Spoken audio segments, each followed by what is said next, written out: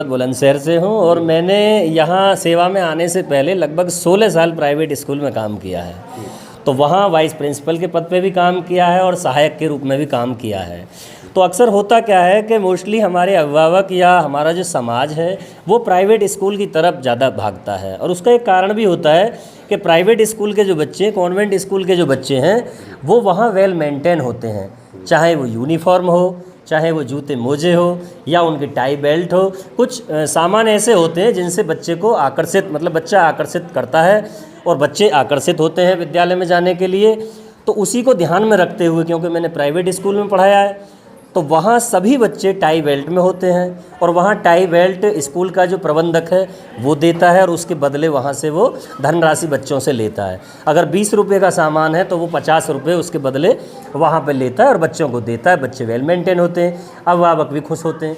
लेकिन उसी को ध्यान में रखते हुए हमने यहाँ 2016 में, मैं आपको बताना चाहूँगा कि मेरी नियुक्ति यहाँ 6 नवंबर 2015 को इस विद्यालय में हुई है और मुझे 6 नवंबर को 6 साल पूरे हो जाएंगे।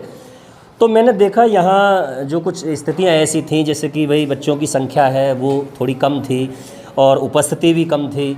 तो उन सब पे मैंने विचार किया, और मैं प्राइवेट स्कूल से आया था, तो प्राइवेट स्कूल में बहुत अच्छे बच्चे आते हैं और बहुत अच्छी संख्या में भी बच्चे आते हैं। तो उसी को ध्यान में रखते हुए आप आए थे तो कितनी संख्या थी? इस समय 101 थी उस समय नामांकन, और छात्र उपस्थिति लगभग 40-45% रहा करती थी। और यहाँ 2 लोग थे, शिक्षा मित्र थे, दोनों समायोजित शिक्षा मित्र, तो 2 ही लोग थे और मैं आ गया तो यहाँ 3 लोग हो गए थे। तो मैंने सर को ये विचार दिया कि अगर बच्चों की उपस्थिति के बारे में या बच्चों के नामांकन पर काम किया जाए तो कैसा रहेगा। तो उन्होंने सहमति मुझे दे दी। काम मैंने किया और सहयोग उन्होंने किया, सहयोग भी रहा। तो मैंने सबसे पहला जो काम किया कि बच्चों को आकर्षित करने के लिए कि जो बच्चों का जुड़ाव विद्यालय में हो, तो मैंने सबसे पहले 2016 में अपने पास से आई कार्ड बच्चों को दिए। उसके बाद मैंने हर वर्ष 2017 में भी आई कार्ड बांटे। उससे क्या ये देखने को मिला कि बच्चों की संख्या में एक इजाफा हुआ हमारे विद्यालय में। जो 101 में से 40% रहते थे, उनकी संख्या बढ़कर अगले ही साल लगभग 60% हो गई। तो इसका एक रीज़न ये था, बच्चों के लिए भी और अभिभावकों के लिए भी, कि हमारे बच्चे को विद्यालय से ये चीज़ मिली है और बच्चा मतलब हमारा बहुत अच्छा दिखता है, प्राइवेट स्कूल के ही बराबर अच्छा दिख रहा है। उसके बाद मेरे मन में विचार आया, मैंने इनको टाई बेल्ट भी दिए। तो टाई बेल्ट लगभग मैं 3 बार से दे रहा हूँ और पिछली बार लॉकडाउन के कारण पिछली बार नहीं दे पाया। और एक बार मैंने यहाँ निःशुल्क डायरी वितरण भी किया है बच्चों के लिए, जो दैनिक नंदनी होती है, और वो वैसे लगभग जो इंग्लिश मीडियम स्कूल थे उन्हीं में बांटी गई थी। तो मेरा भी क्योंकि इंग्लिश मीडियम स्कूल है, मैंने भी अपने यहाँ उसे अपने निजी खर्चे से बच्चों को बांटा था।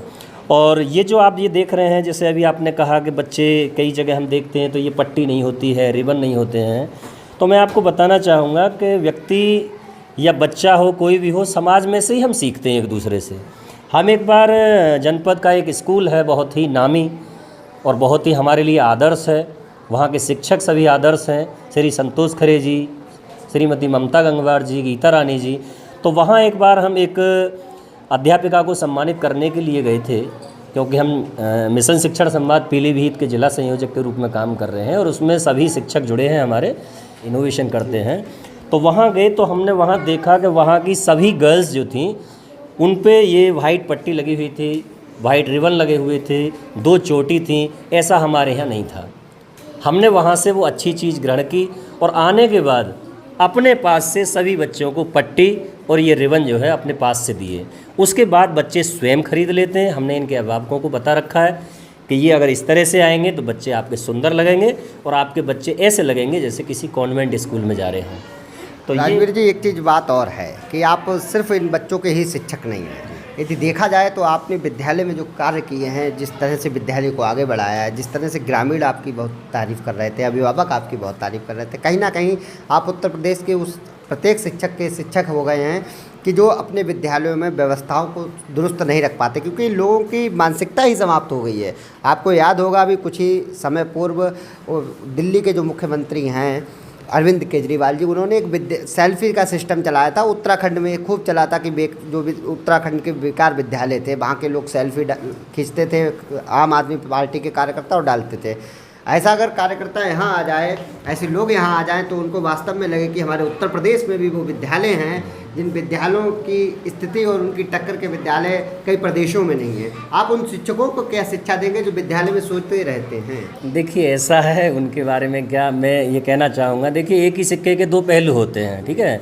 और समाज में जो व्यक्ति होते हैं उनके भी नज़रिया अलग अलग होते हैं। एक ही विद्यालय के प्रति हो सकता है कुछ गांव वालों का नज़रिया कुछ हो और कुछ गांव वालों का नज़रिया कुछ हो। ऐसे ही अध्यापकों के बारे में होता है। ऐसा नहीं है कि हर जगह के अध्यापक सोते हैं। मैं मानता हूं कि हाँ, कुछ जगह के अध्यापक ऐसे होंगे जहां की फ़ोटो या वीडियोज़ वायरल होते हैं, हम भी देखते हैं। तो अपने आप में एक बड़े शर्म की बात है, और शिक्षक होने पे जो हमें गर्व होना चाहिए, वहाँ पर हम थोड़ा सा अपने आप को थोड़ा असहज महसूस करते हैं। तो मैं मीडिया बंधुओं से भी ये कहना चाहूँगा कि इस तरह की जो खबरें होती हैं या फ़ोटोज़ होते हैं, वीडियोज़ होते हैं, तो अच्छी चीज़ों को ज़्यादा से ज़्यादा शेयर करने का काम समाज करे या मीडिया करे, तो जिससे कि अच्छा संदेश जाए। क्योंकि कहावत है कि एक मछली ही सारे तालाब को गंदा कर देती है। वेतन लेते हैं सरकार से, तो हमको ये सोचना चाहिए कि जिन बच्चों के खातिर हमको वेतन मिल रहा है, अच्छा हमको जो वेतन मिलता है वो किसके लिए मिलता है? इन बच्चों के लिए तो मिलता है। आज ये बच्चे नहीं होंगे, 101 से घट के 50 हो जाएँ, 50 से घट के 30 हो जाएँ, तो सरकार क्या करेगी? इस विद्यालय को, इन बच्चों को कहीं और शिफ्ट कर देगी और हमारी नौकरी ख़त्म हो जाएगी वहाँ पे। तो हमें इन बच्चों से